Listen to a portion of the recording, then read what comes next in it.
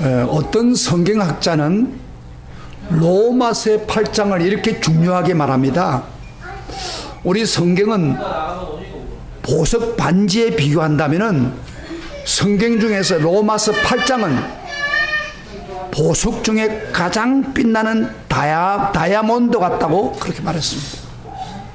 로마서 8장이 이렇게 중요하다는. 또 어떤 학자는 성경이 다 불카 없어져도 로마서 8장만 있으면 우리는 구원받을 수 있다 할 정도로 오늘 제가 말씀 전하는 로마서 8장은 성경 중에 보석 같은 책입니다. 물론 우리가 믿기로는 성경에 있는 말씀 전부가 보석이죠. 사실 보석 같은 진리죠. 어느 말씀이 더 좋고 어느 말씀이 덜 좋다는 식으로 말할 수는 없어요. 그러나 단지 로마서 8장은 보석 같은 하고 하는 것은, 다이아몬드 같다고 하는 것은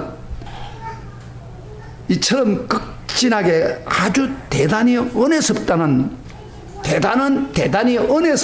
말씀을 강조하기 위해서 그 목적이 있습니다. 여러분, 로마서 8장에 39절이 나옵니다. 39절의 말씀이 하나하나를 통해서 우리가 겪는 끝까지 문제들에 대해서 전천후적 대답을 줄 수가 있습니다. 예를 든다면 여러분이 믿음이 흔들릴 때 어떻게 해야 돼요? 하나님의 사랑이 의심스러울 때, 마음의 정욕이 발동할 때, 성령의 은혜가 의심될 때, 심한 고독을 느낄 때, 기도는 아무리 해도 기도 응답이 오지 않을 때, 심한 고통에 빠질 때, 그래서 소망이 약해질 때, 이 어떤 경우도 막론하고 로마서 8장에서 해답을 줍니다. 아멘. 그래서 이 로마서 8장에서 성령님이 직접 여러분 응답해 주시는 놀라운 역사가 있습니다. 이런 의미에서 로마서 8장은 우리가 암송해도 괜찮습니다. 로마서 8장 자체를 암송하면은 두고두고 그것이 귀한 은혜가 될 줄 믿습니다. 자, 로마서 8장 1절에 딱 들어갈 때 뭐부터 시작하는가 봅시다.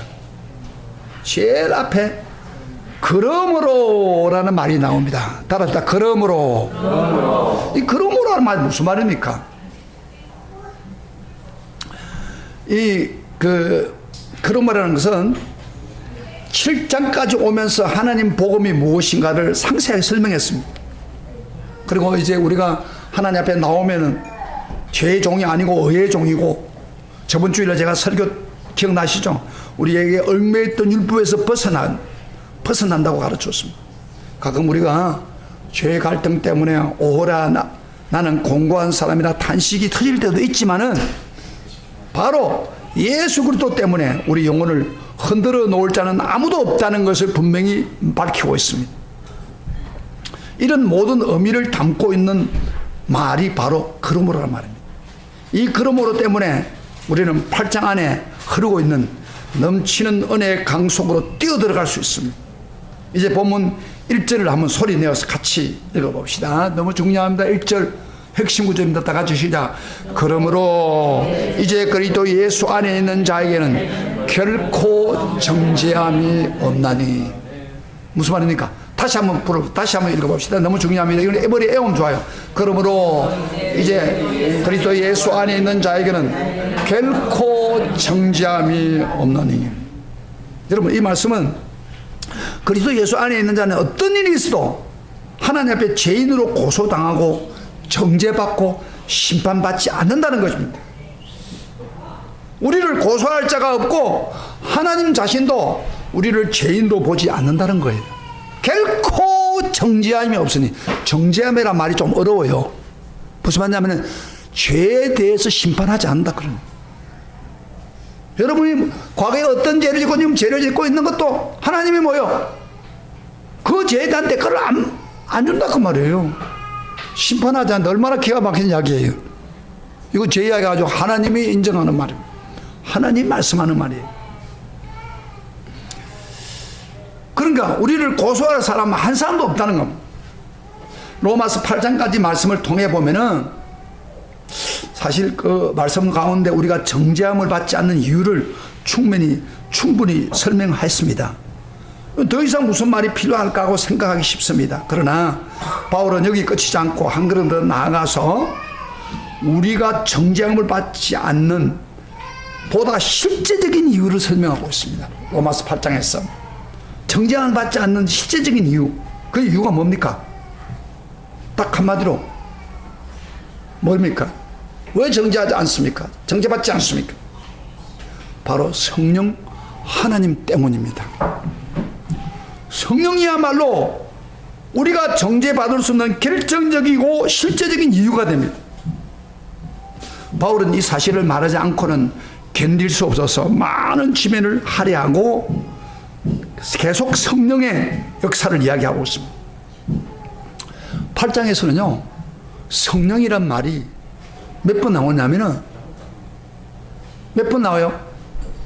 20분. 한 장에 성령이란 말이 20번 나와요. 그런데 우리가 성경을 볼 때 성령이란 말만 있는 게 아니고 영으로 말하더라. 영을 쫓아간다. 그리고 다 성령을 이야기하는 겁니다. 오늘 보면. 그래서 한 성경에 몇 분 이상이라고? 20분 이상이 성령에 대해서 나옵니다. 그래서 로마서 8장은 성령장이라 그럽니다. 그래서 이 로마서 8장에 말하는 성령이 충만한 말씀이고 성령이 역사하는 말씀이고 성령을 통해서 우리 하나님의 은총의 보좌 앞으로 인도하는 말씀이 기록되어 있는 것입니다. 그래서 오늘부터 제가 로마서 8장에 있는 너무 귀중한 말씀을 6번으로 시리즈를 해가지고 연속 말씀하겠습니다. 좀 자세히 우리가 성령을 보자고요. 사도행전은 성령의 역사가 일어난 책은 사도행전이라고 할 수 있어요. 사도행전은 어떻습니까? 성령의 어떤 부분이 나타납니까? 사도행전은 성령의 역사에는 증거라든지 현상을 주로 말합니다. 그러나 로마서 8장에서 성령의 역사는 왜 성령이 역사할까? 성령이 역사하면 어떤 일이 벌어지는가? 그 내용을 구체적으로 설명한 것이 바로 로마서 8장입니다. 그래서 우리가 이 장을 통해서 성령의 풍성함을 더 깊게 깨닫고 풍성한 성령을 누릴 수가 있습니다. 설교를 잘 듣고 이 말씀대로 순종하면. 그래서 이 로마서 8장을 읽으면서 여러분 시리즈를 설교할 때 막 성령이 여러분에게 풍성하게 임하기를 축복합니다. 축복합니다. 성령의 역사가 여러분을 변화시키는 겁니다. 우선 먼저 분명히 우리가 여기서 알아야 될 게 하나 있습니다. 우리가 예수를 진심으로 영접하면 거듭나는 그 순간부터 우리 마음에 성령이 임하신다는 겁니다. 거듭나는, 진짜 거듭나면. 그래서 물과 성령으로 거듭나지 않으면 천국에 못 간다 그랬잖아요. 그러니까 성령으로 거듭나야 우리가 진짜 성령이 그 속에 역사한다. 저 같은 경우에 들어보세요. 제가 좀 생일이라고 오늘 아마 식사도 하고 그렇게 할 건데 제가 68년 됐습니다. 68년 동안 우리 아버지 엄마의 몸에서 태어났습니다. 그대로 있다면은 저는 구원 못 받습니다. 그러나 제가 51년 전에 고등학교 1학년 때 그때 성령으로 거듭났습니다. 성령이 충만했습니다. 그때 새로운 생명이 된 겁니다. 많은 불신자들이 또 교회를 일수에 다니면서도 아직도 성령으로 거듭나지 못한 사람 많아요. 그럼 구원 못 받습니다. 저는 성령에 분명히 51년 전에 거듭나지 않았던 새로운 생명이 있지 않았을 것입니다. 성령으로 거듭났었습니까? 네. 확실히 거듭났었어요? 네. 우리 대답이 적어요. 네. 성령으로 거듭나야 되니까 이게 새로운 그렇잖아요. 그래서 교회 좀 다닌다고 해서 직분받았다고 구원받았다고 성경을 한 번도 기록된 게 없습니다. 거듭나야 하늘나라를 볼 수 있는 일. 거듭난 사람은 성령이 그 속에 함께합니다. 그래서 오늘 본문에도 9절 봅시다. 9절 8장 9절에도 분명히 언급합니다. 9절 한번 봅시다. 시작. 만일 그 다음에 너희 속에 하나님의 영이 거하시면 그 다음에 너희가 육신에 있지 아니하고 영에 있나니 누구든지 그리스도의 영이 없으면 그리스도의 사랑이 아니니라. 보세요. 진짜 예수 믿는가 가짜 믿는가 판정하는 게 누구라고요? 그 속에 성령을 모시느냐 모시느냐의 차이란 거예요. 그래서 누구든지 그리스도 영, 즉 성령이 없으면 그리스도의 사람이 결코 아니다 하고 못을 밝혀놔요. 잘 봐요. 이건 제 이야기 아니에요. 성경에는 분명하게 너 교회 다녔으니까 그리스도이다 그렇게 말하지 않아요. 성령이 그 속에 있어야 거듭난 것입니다. 할렐루야. 분명히 하겠죠. 성령이 거듭난 사람은 아멘 하시길 바랍니다. 성령이 역사하지 않으면 아무 소용이 없는 거예요.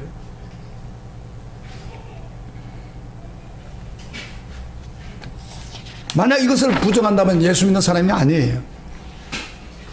근데 성령을 모시고 살면 그 사람이 어떻게 성령을 모시고 있느냐? 세 가지 특징이 있습니다. 이 특징이 나타나야 돼요. 자, 성령이 그 속에 임하실 때 어떤 특징이 나타납니까? 9절 잠깐 봤어요. 아까 9절 다시 한번 읽어봐요. 9절에 보면 뭐라고 해요? 네, 만일 너희의 하나님의 영이 거하시면 너희가 뭐 어디에 있지 않고 육신에 있지 아니하고. 자, 육신에 대한 이야기했죠. 성령이 거하면 옛 사람이 아니다는 겁니다. 우리 죄에서 끌려다니는 사람이 아니다는 겁니다. 육신의 소욕의 지배를 받는 사람이 아니고 대신 뭐요? 성령의 지배를 받는 사람이다. 그게 바로 성령이 거소의 역사죠. 성령의 지배를 받는다. 그 두 번째 특징, 첫째 특징은 성령의 지배를 받는다는 거예요. 육신에 있지 않다는 거예요. 두 번째로 성령을 모신 사람은 우리가 10절 한번 봅시다. 10절 한 절을 들고 시작. 또 그리스도께서 너희 안에 계시면 몸은 죄로 말미암아 죽은 것이나 영은 어로 말미암아 살아 있는 것이라.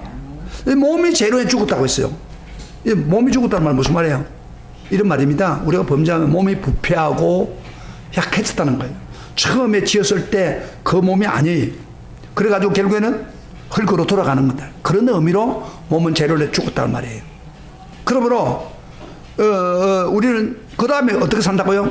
성령이 영은 어로 말미암아 산다. 그 영혼이 어렵게 살아났다 그 말이에요. 그래서 예수 믿는 사람과 안 믿는 차이점 뭐냐? 영이 살아난 사람이 예수 믿는 사람이고 영이 죽은 사람이 바로 안 믿는 사람이에요. 잘 봐요. 불신자와 차이점 닦아요. 영이 살아있는 자, 성령으로 어렵게 살아난 거예요. 그래서 영의 말씀을 들으면 막 감동이 되는 거예요. 불신자는 영의 말씀, 영의 찬송 들으면 감동이 안 됩니다. 이게 차이점이에요. 두 번째. 그 다음에 세 번째로 특징 11절 봅시다. 시작. 예수를 죽은 자 가운데 살리시니 영이 너희 안에 거하시면 그리스도 예수 죽은 자 가운데서 살리시니 너희 안에 거하시는 그의 영으로 말미암아 너희 죽을 몸도 살리시라. 여러분 아까 우리 몸이 죄로 말미암아 썩어서 흙으로 들어간다고 했죠. 그런데 성령이 계신 분은 예수 그리스도 죽음에서 살린 그 성령님이 예수님이 재림하는 순간에 우리 썩은 몸도 영광스럽게 살려서 부활시킨다는 거예요. 부활을 받는 거예요. 부활. 자, 그러면 자, 세 가지 하겠죠?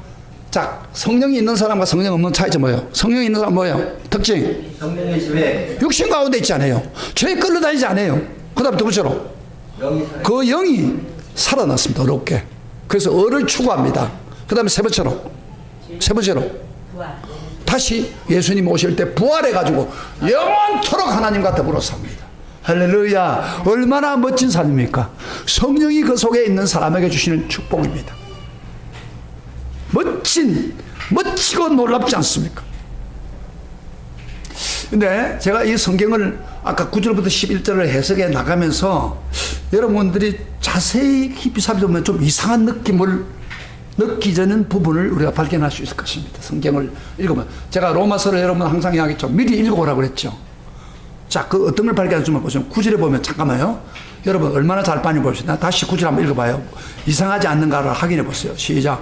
만일 너희 속에 하나님의 영이 거하시면 너가 육신에 있지 않고 영에 있나니 누구든지 그리스도의 영이 없으면 그리스도의 사람이 아니라. 좀 이상하지 않아요? 너희 속에 처음에는 뭐라고 했어요? 하나님 영이라고 하다가 깜짝스럽게 조금 있다가 같은 내용을 이야기하면서 뭐예요? 그리스도의 영이 없으면 그리스도 영이라고 말합니다. 잘 봐요. 하나님 영이라고 해놨다가 그럼 하나님 영이라고 계속 할 건데 안 하고 그리스도의 영으로 바꿉니다. 그리스도 영으로 이야기해요. 그리고 10절 또 보면 전반부에 보세요. 10절에 그리스도께서 너희 안에 계시면 몸은 죄로 말미암아 죽은 것이나 영은 의로 말미암아 산다. 여기는 뭐라고 했어요? 에? 그리스도로 바꿉니다. 그리스도가 너희 안에 계시면 그리 바꿔요. 그래서 오늘 본문을 잘 보면요, 우리 머리로 도저히 이해가 안 되는 거예요. 처음에는 하나님 영이라고 했다가 그 다음에 동시에 그리스도 영이라고 하기도 하고 그리고 자신으로 바꿉니다. 성령은 하나님 영이기도 하고 그리스도 영이기도 하고 그런 이야기예요. 근데 이건 우리가 머리로 우리 이성으로 이해가 되지 않은 거예요. 하나님의 신비로운 본체에 대한 이야기입니다. 그래서 우리는 그것도 믿음으로 받아들일 수밖에 없는 거예요. 그러나 잠깐 제가 설명을 좀 해드릴게요. 예수님이 33년 동안 이 세상에 샀을 때 어떻게 살았어요? 육을 입고 산 겁니다. 몸을 가지고 살았습니다. 그렇죠? 예수님 몸으로 온 거예요. 육신의 몸으로 온 거예요. 그러나 예수님이 죽고 난 후에 어떻게 됐어요? 부활하셨어요. 그래서 육과 영이 결합이 되어 부활이 되어서 부활체로 사람들에게 보였습니다. 그리고 예수님 재림할 때는 영과 육이 부활한 부활체를 가지고 우리에게 옵니다. 새로운 몸으로 옵니다. 그런데 이제 지금은 그러면 예수님이 어떻게 하느냐? 지금 우리 예수님 우리와 한타, 예수님 우리 속에 계신다. 그런데 그 예수님 어떻게 하는 거예요? 예수님 육신으로 온 거 아니잖아요. 뭐예요? 영으로 역사합니다. 육신은 어디에 있어요? 부활한 육신은 바로 하나님 보좌 앞에 있습니다. 그러나 그가 역사할 때는 영으로 역사하는 거예요. 그래서 부활하신 예수님이 우리 속에 거한다. 그 말은 무슨 말이냐면은 성령을 통해서 그리스도의 영이 우리 안에 거한다. 그런 이야기입니다. 다시 이야기해보죠. 자, 봐요. 이 말씀은 여러분 좀 자세하게 생각하면 이게 이해가 여러분 잘 안 됩니다. 예수님이 내 속에 계신다. 부활하신 그 말 무슨 말이에요? 바로 성령을 통해서 그리스도의 영이 내 속에 계신다. 그래서 이런 의미에서 성령을 가리켜 하나님 영, 그리스도의 영, 그리스도 자신이라고 해도 틀리지 않습니다. 네, 삼일체의 중요한 요소이기 때문입니다. 그러므로 이렇게 보세요. 우리가 그리스도 안에 계신다. 그건 사실이에요. 그리고 성령이 계신다. 구별할 필요가 없어요. 성령이 계시나 예수 그리스도 계시나 똑같아요. 아멘. 이거 말해요. 그 다음에 하나님이 내 안에 계신다. 그래도 틀리지 않습니다. 예수 그리스도가 내 안에 계신다. 틀린 말도 아니에요. 성령이 내 안에 계신다. 틀린 말이 아니에요. 왜? 삼위일체 대신 하나님 본체만큼 우리가 이해가 잘 안 되는 신비로우지만은 우리가 성령을 모시고 살아계신 예수를 모시고 사는 것 똑같다는 겁니다. 여기 굉장히 혼돈이죠. 자, 혼돈에 대해서 풀렸습니까? 그리고 가끔 보면 성령님 안에 계십니다. 예수님 우리 속에 계십니다. 하나님 우리와 함께 하십니다. 혼돈이 되나요? 처음 뵙는 사람들, 모르는 사람들. 그러나 똑같다는 거예요. 신비한 요소죠. 삼일체가 신비한 조화를 이루고 있는 거예요. 그래서 우리는 기도할 때 예수님을 찾아다닐 필요가 없어요. 예수님 하늘에서 내려오셔서 지금 우리 기도 들어주세요. 이렇게 해도 이렇게 할 필요도 없어요. 왜? 성령을 통해서 그분이 우리에 항상 넘치는 은혜를 주시기 때문입니다. 그래서 우리는 그분이 우리 안에 계시기 믿기만 하면 이건 감정이 아닙니다. 실제적인 사실입니다. 부활하신 예수님 성령을 통해서 우리 속에 항상 계십니다. 그래서 예수님이 그래서 볼지어다 세상 끝날까지 너희와 항상 함께라. 영으로 성령으로 우리와 함께한 그 예수님 여기 계십니다. 여기 계십니다. 우리 속에 계십니다. 아멘. 이 얼마나 놀라운 삶입니까? 여러분 내 안에 성령님 계십니까? 예수님이 계십니까? 정말 그래요? 이게 행복한 사람이에요. 자, 그러면 오늘 제가 설교를 처음에 1절을 이야기했다가 성령에 대한 설명을 했습니다. 그러나 본론은 1절입니다. 1절에 뭐요? 그리스도? 그러므로 그리스도 예수 안에 있는 자에는 뭐요? 결코 정죄함이 없는다.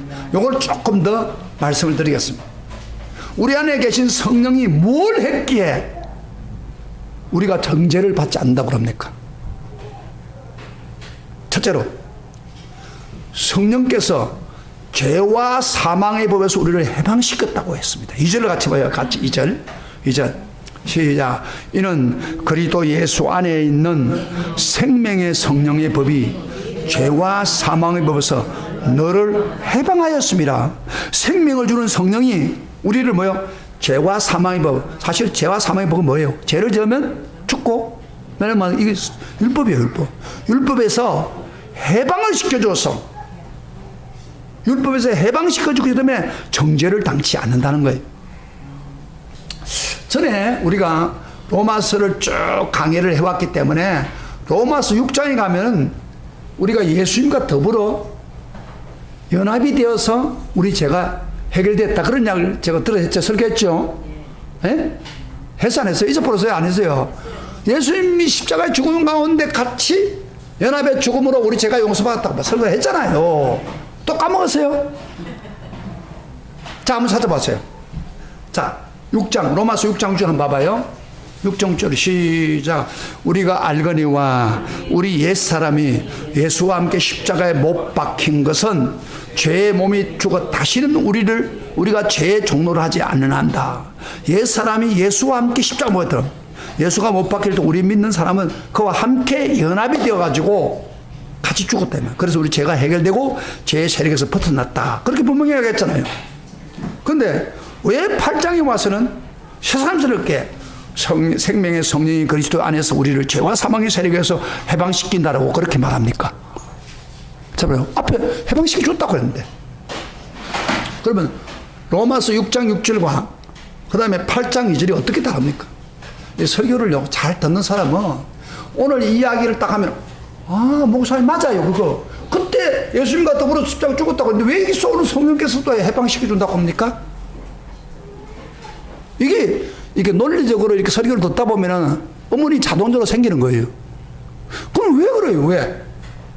뭐 오늘 처음 온 사람들은 뭐 이런 이야기 하면 그 말을 갖고 저 말을 하니까 그건 못 들었는데 쭉 시리즈로 들은 설교를 듣는 사람들 이게 딱 예수님이 같이 십자가에 죽을 때 같이 죽었다고 그랬습니다.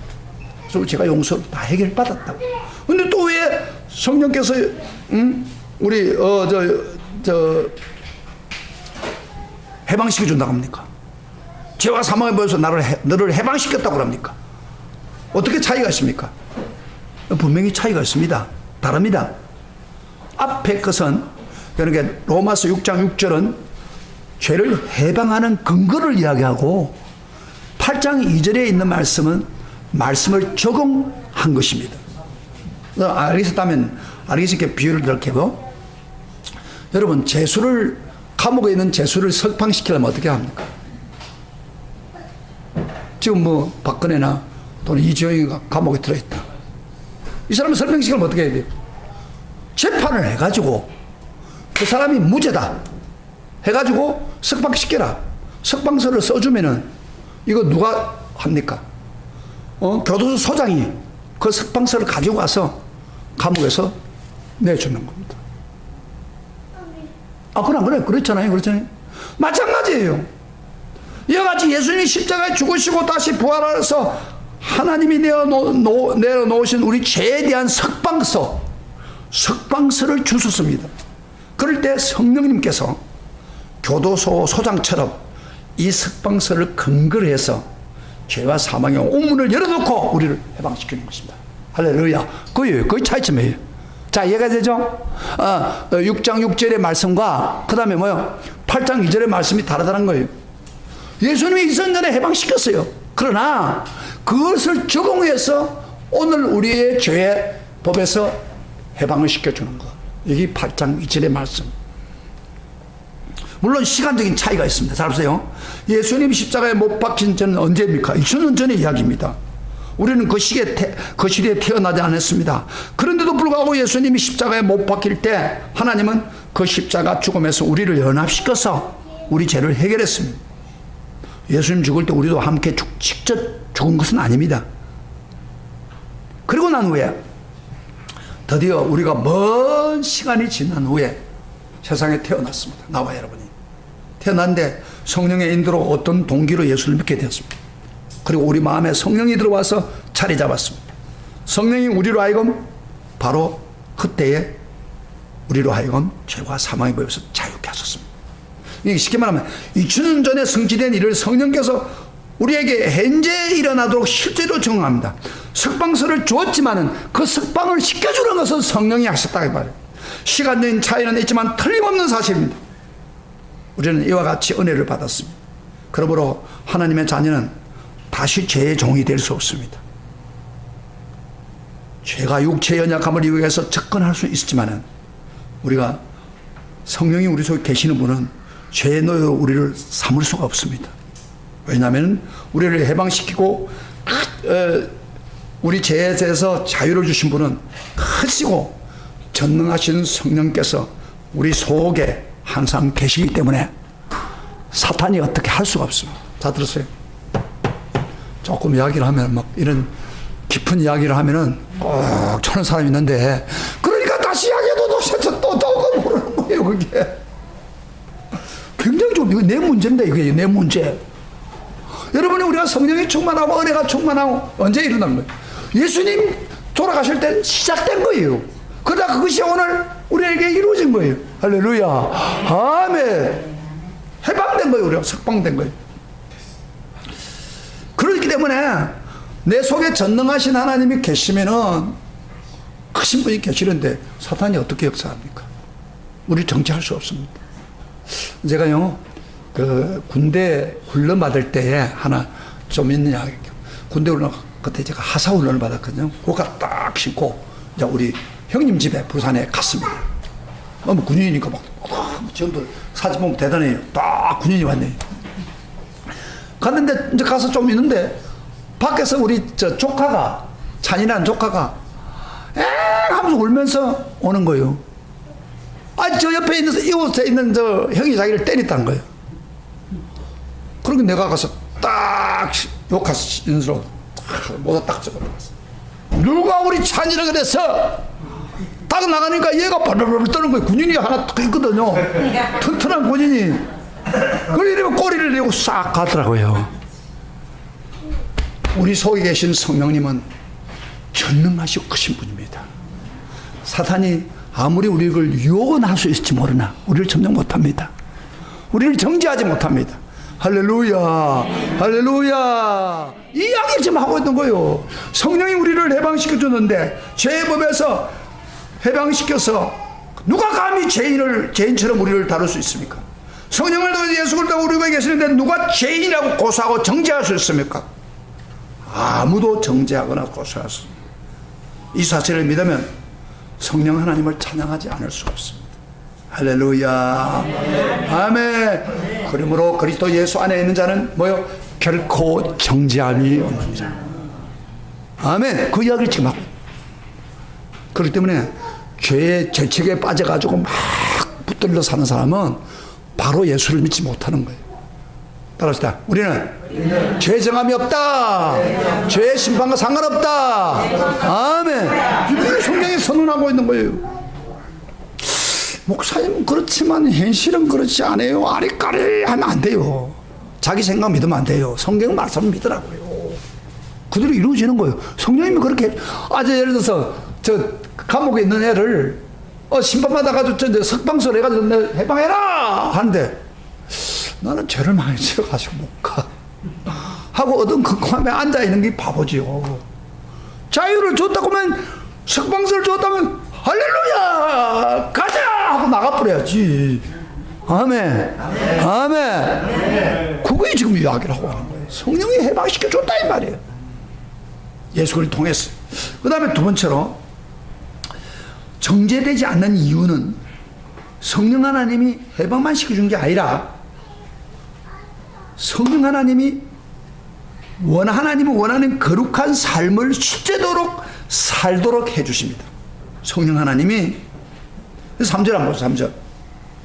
3절 같이 봅시다. 제가 이거 하나하나 설명해 주는 거 지금 로마서 한번 읽어보면 이게 무슨 말인지 몰라요. 그래서 제가 설명해 주는 거 지금. 다 같이 시작. 율법이 육신으로 말미암아 연약하여 할 수 없는 그것을 하나님은 하시나니 곧 죄로 말미암아 자기 아들을 죄 있는 육신의 모형으로 보내어 육신의 죄를 정하사. 무슨 말입니까? 제가 저번 주에 설교하는 게 기억나십니까? 여러분 율법은요 우리에게 뭘 준다고요? 율법은 우리에게 죄가 무엇인가를 깨우쳐주지만 뭐요? 구원을 주시는 능력이 없다고 했죠. 기억나요? 그 다음에 우리는 어떤 사람이라고 했어요? 죄에 빠진 죄의 재성이 있는 육신을 가지고 있기 때문에 연약해서 율법을 행할 수가 없다고 하는 말이에요. 스스로 안 된다는 거예요. 그랬죠? 분명히 했죠. 그래서 오라 나는 공부하는 사람이라고 했잖아요. 그런데 오늘 본문에 보면 율법이 육신으로 말미암아 연약할 수 없는 그것을 누가 한다고? 하나님은 하시나니 어때? 죄로 말미암아 자기의 아들을 죄 있는 육신의 모양으로 보내어 육신의 죄를 정하사.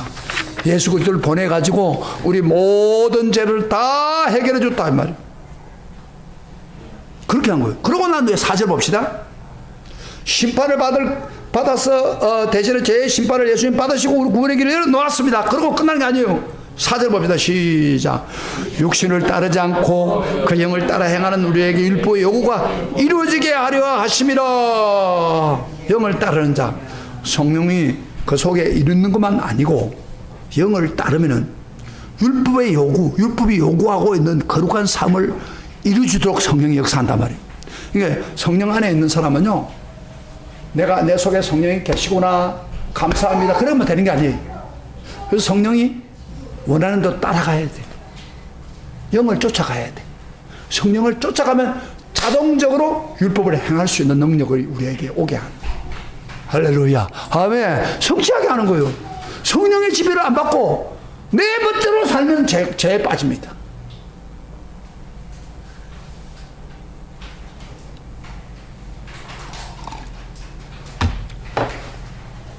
사실 우리가 예수를 모르고 예수님을 영접하지 않고 성령 안에 있지 않았다면 하나님께 순종하는 게 불가능합니다. 우리는 육신의 일만 골몰에 있다가 죄에 빠져 사는 것이 우리 인간이에요. 지금 세상 사람 다 그래요. 거의 대부분.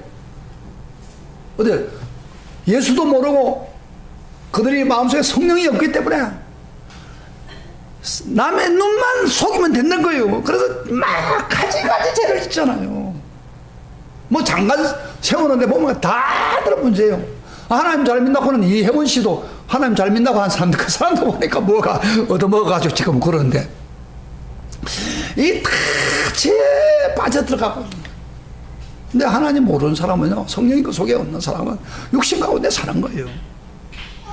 그래서 오늘 성경에 5절부터 8절까지 한번 읽어보세요. 자, 육신의 우리를 따라가고 있는 우리를 이렇게 설명하고 있습니다. 시작. 5절부터 8절 시작. 육신을 따르는 자는 육신의 일을, 영을 따르는 자는 영의 일을 생각하나니 육신의 생각은 사망이요 영의 생각은 생명과 평안이라. 육신의 생각은 하나님의 원수가 되나니 이는 하나님 법에 굴복하지 아니할 뿐 아니라 할 수도 없습니다. 육신에 있는 자들은 하나님을 기쁘시게 할 수 없느니라. 여러분, 육신 생각, 죄를 따라가는 생각은 하나님과 원수가 된다고 했잖아요. 하나님과 원수가 되는데 하나님 순종합니까? 순종하지 않으니까 원수가 된 거예요. 이렇게 육신이 끌려다니는 생각 자체가 근본적으로 잘못됐다는 거예요. 그래서 육신의 생각은 사망이란 말은 무슨 말이냐면 이런 이야기입니다. 육신의 생각은 사망을 향해 달려간다. 그 육신의 죄를 따라가는 사람은요, 매사가 뭐예요? 이기주의입니다. 자기중심적입니다. 그리고 세상 중심입니다. 항상 딴에 그것만 생각하는 버릇이 있습니다. 여기 그런 사람 없습니까? 그런데 그 사람은요, 지금 결국 사망의 생각을 붙들고 가는 겁니다. 결국 마지막 종착은행은 사망입니다.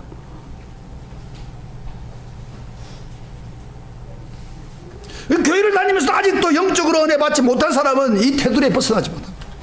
아직도 생각이 이기주의입니다. 세속주의입니다. 오늘 교회 앉아있지만 다른 생각으로 가득 차 있어. 욕심으로 가득 차 있어. 그게 바로 성령이 그 속에 없는 사람. 여러분 매일 어떤 생각을 하십니까? 여러분 생각의 초점이 어디에 있습니까?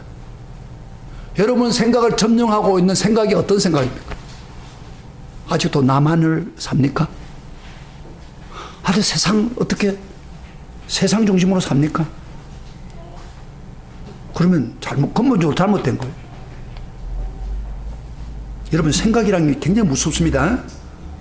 처음에는 어떤 것을 생각하다가 단순히 생각했지만 나중에는 점차적으로 그 생각에 빠져들어가면 나중에는 그 생각에 빠져나지 못합니다. 그러다가 결국에는요 사람이 무엇을 생각하느냐에 따라서 행동이 따라옵니다. 여러분 생각이 그렇게 무서워요. 그러니까 생각에 빠져들어가면요 그래서 생각이 사람의 운명을 결정한다고 하잖아요. 어떤 생각에 초점을 두고 살면 그렇게 살아가는 거예요, 인간이. 육신의 생각은, 육신을 계속해서 사망을 쫓아가는 생각은 하나님 원수가 됩니다. 자기 중심적이니까 하나님 명령에 절대 순종하지 않습니다. 우리가 예수 믿고 성령의 사람이 되는 순간에, 그런데 그 순간에 성령의 사람은 육신에 쫓는 생각을 하지 않습니다. 성령은 우리 안에 사고, 생각의 혁명을 일으킵니다. 그 혁명이 어떤 건 줄 압니까? 7절 8절을 한번 다시 한번 읽어봐요. 7절 8절은 여기 나오는 사람, 육신의 생각을 가진 사람인데, 성령의 생각은 육신의 생각 반대잖아요.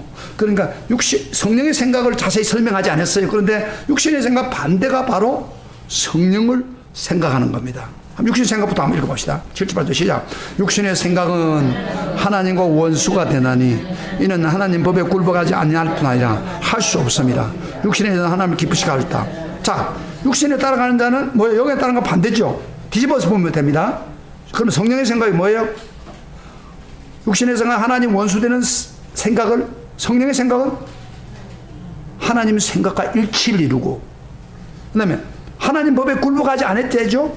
그러나 대신에 성령의 생각은 하나님 법에 굴복하게 되고, 그 다음에 육신에 있는 자는 하나님을 기쁘시게 할 수 없다고 했죠. 대신에 성령에 있는 자들은 뭐요? 하나님을 기쁘시게 한다 이 말이에요.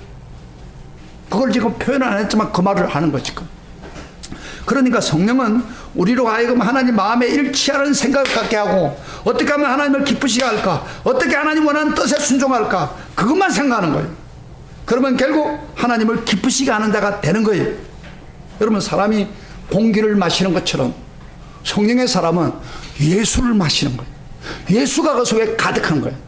예수가 가득하십니까? 아멘. 예수가 여러분 속에 가득하십니까? 성령의 사람이에요. 여러분 이 생각이란 말이, 여기 성경에는 생각이란 말을 하는데 영어로 볼 때는 이걸 마인드라고 해요. 마인드라고 하는데, 마인드는 생각도 되고 마음이 되는, 마음을 표현합니다. 생각도 마음입니다. 사실은 생각은 마음의 흐름을 표현하는 거예요. 생각이 가면 마음이 따라갑니다. 여러분 선물을 어떤 사람한테 선물을 정성을 해서 드렸습니다. 그 선물은 값어치가 있고 없는 걸 떠나서 선물을 기뻐하는 거예요. 그 사람 마음이 들어가 있는 거예요. 마찬가지입니다. 마음이 담긴 것, 그 생각을 가지고 있기 때문에 마음에 담기는 거예요. 하나님과 우리 관계도 마찬가지입니다. 성령을 쫓는 사람은 그 마음이 항상 하나님께 가 있습니다. 어떻게 하면 그분 명령대로 거룩한 삶을 살 수 있을까? 어떻게 그를 기쁘시게 할까? 항상 그 생각으로 가득 차 있는 거예요. 그래서 성령의 사람은 하나님을 기쁘시게 하는데 최대의 관심을 갖기 때문에 자기 욕망을 따로 두지 않습니다. 그리스도의 뜻이 바로 자기 뜻입니다. 그러면 거룩한 생활이라는 건 뭐예요? 거룩한 생활, 다른 게 아닙니다. 하나님 생각하는 걸 내가 생각하면 거룩한 삶입니다. 하나님 뜻을 나의 뜻으로 받아들이면 바로 성결한 삶입니다. 그러면요, 결국에는요, 성령의 사람은 율법 요구를 행할 수가 있습니다. 어떤 면에서는요, 율법의 행위를, 율법 이상의 거룩한 삶을 살 수 있습니다. 성령에 붙들려 가면. 물론 가끔 죄의 갈등이 와가지고 오라 탄식하는 소리는 있지만은 우리의 거룩한 삶을 꺾어 놓을 수가 없습니다. 이게 얼마나 놀라운 거예요. 그러니까 성령에 붙들려 살면은 우리도 모르게 율법을 행하는 능력, 행할 수 있는 능력이 우리에게 줘. 그러면요, 성령에 이끌려 살면 어떤 일이 벌어지냐? 축복과 평안이 옵니다. 6절에 보면요, 영의 생각은 생명과 평안이라. 영의 생각은 평안입니다. 성령을 쫓아가니까 자동적으로 따라오는 게 마음의 평안과 축복이 따라옵니다. 한번 예를 한번 들어봅시다. 집에 있는 자녀가 부모에게 마음의 평안을 누려면 부모가 어떤 관계를 가져야 돼요? 좋은 관계거든요. 충돌이 되면 평안합니까? 안 합니까? 에? 아버지하고 충돌하면 평안이 있어요? 없어요? 없죠? 마찬가지입니다. 우리도 하나님 자녀가 되어 평안을 누리려면 간단한 거예요. 하나님 아버지의 뜻에 맞아야 되는 거예요. 일치해야 돼요. 그 생각에 충돌이 되면 안 돼요. 그래서 우리 평안은 어디서 오느냐면요, 얼마만큼 성령에 따라 생각하느냐, 얼마만큼 성령을 따라 행동하느냐, 얼마나 하나님을 기쁘게 하느냐에 좌우되는 거예요. 그래서 하나님 자녀가 다른 데서 마음의 평안을 찾을 수가 없습니다.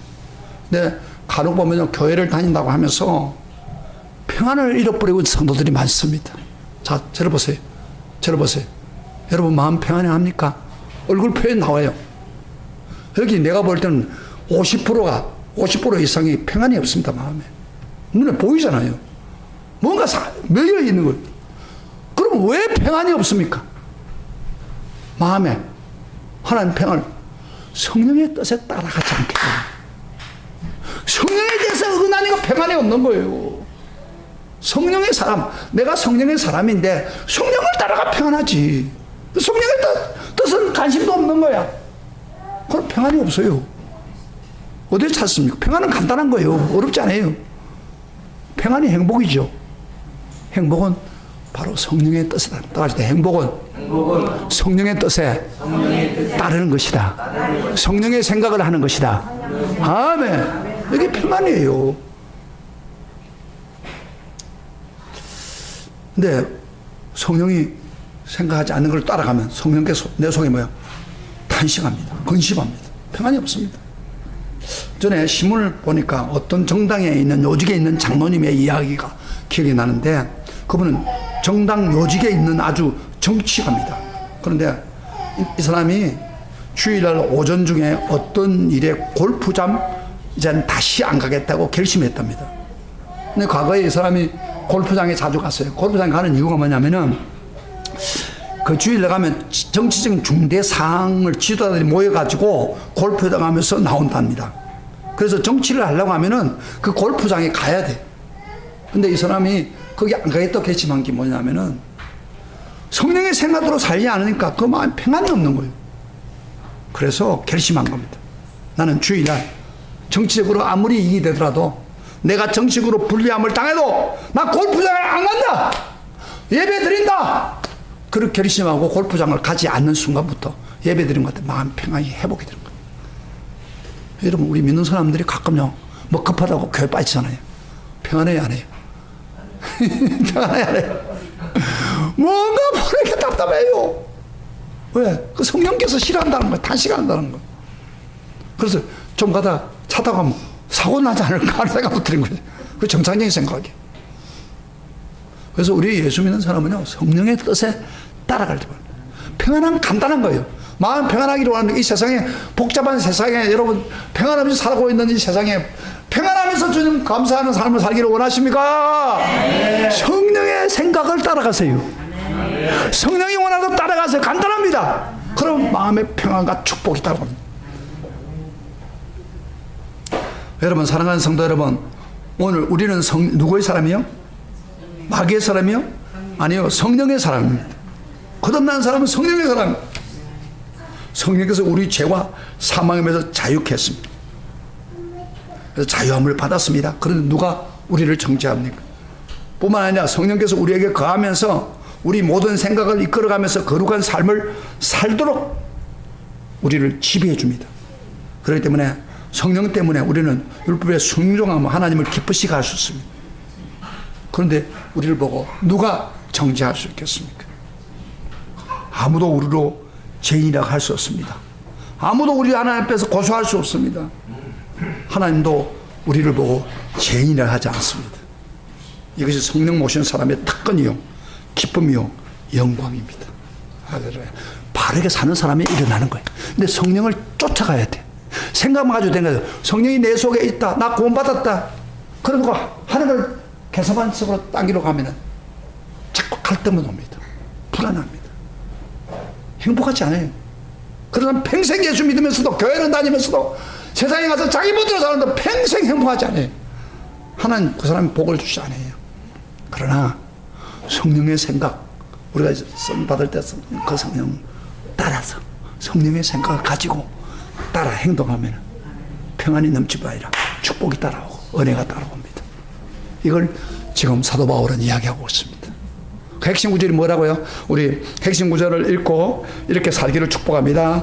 1절 다 같이 시작. 그러므로 이제 그리스도 예수 안에 있는 자에게는 결코 정죄함이 없느니라. 다시 한 번 더 크게. 그러므로 이제 예수 그리스도 안에 있는 자에게는 결코 정죄함이 없느니라. 할렐루야. 우리 자유, 정말 예수 안에서는 진짜 자유가 있다는 걸 생각하면서 오늘 이 시간에 자유 하겠습니다.